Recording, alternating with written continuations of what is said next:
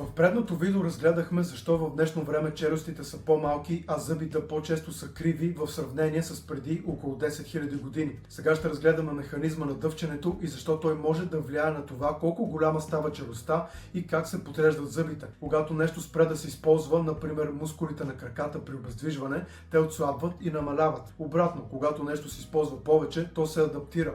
Например, при гмуркачите от племето Бажао се наблюдава около 50% по-голям далак, което се свързва с по-ефективно ползване на кислорода и по-дълго време под вода.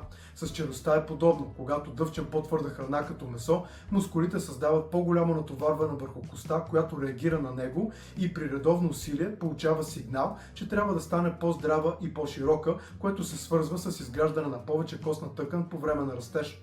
Когато храната е по-мека и изисква по-малко усилие, този стимул е по-нисък и това може да се свърже с по-малка челюст и по-малко пространство за зъбите.